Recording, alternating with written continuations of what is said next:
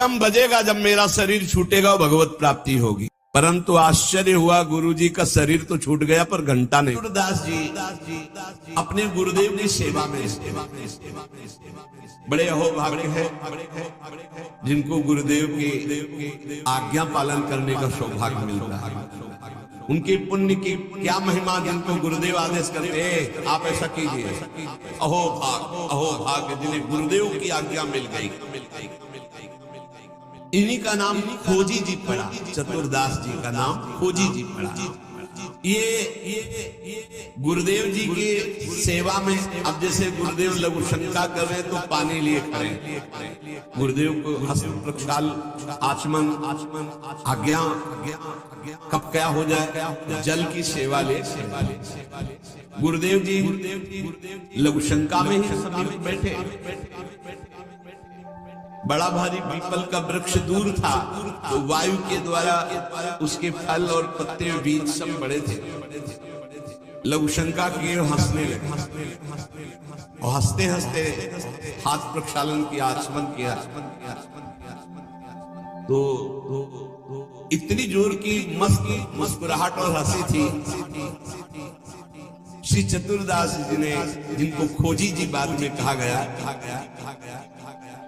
आचमन करा रहे तो कहा, गुरुदेव कोई मधुर प्रसंग प्रभु का याद आया या कोई घटना घटी? आप बहुत मुस्कुरा रहे हैं, बहुत हंस रहे हैं, इस समय बात प्रसंग तो कोई ऐसा है नहीं। कहा तू कैसा शिष्य है रे, सेवा में रहता और मेरी हंसी का कारण नहीं जान पाया? मैं क्यों हंसा, इतना भी तुझे ज्ञान नहीं और मेरी सेवा में रहता है? कैसा शिष्य है जो गुरु के मन की बात न जान पावे, गुरु के इशारे के, गुरु के मनोभाव को न जान पावे, वो शिष्य ही क्या? चलो सेवा छोड़ो, मैं क्यों हंसा इसकी खोज करके। अब बताओ गुरुजनों की प्रति सेवा कर बहुत कठिन है, बहुत कठिन है। यहाँ का छोड़ो सेवा, मैं क्यों हंसा ये बताओ आके, खोज करो। अब गुरु आ गया, तुम्हारी बुद्धि अब सेवा के अधिकारी नहीं। यदि तुम ये नहीं जान सकते मैं क्यों हंसा, हंसे गुरु जी तो फंसे चेला जी। अब समझो, अब मतलब कितना कठिन विषय है गुरु सेवा, बहुत कठिन। अब यही तो अमोघस्य जीत गया, अमोघस्य।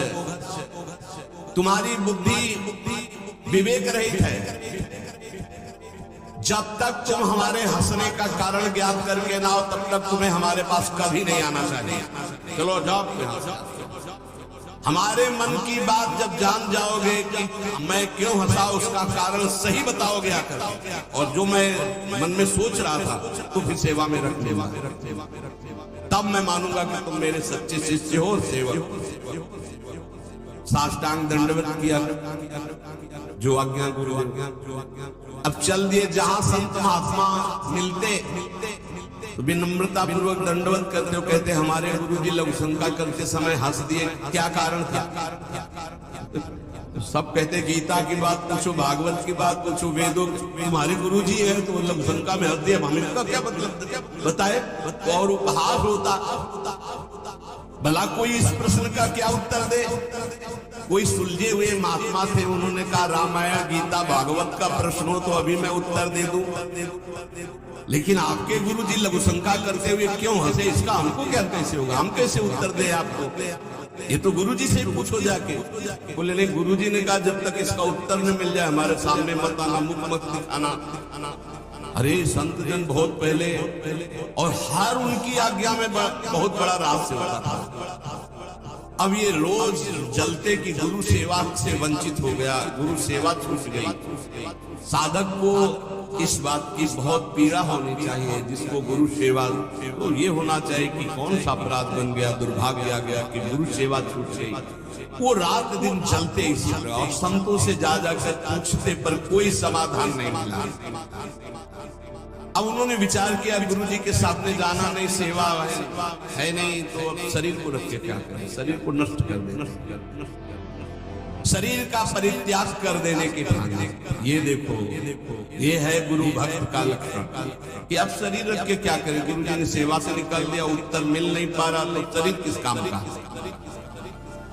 अब वो एक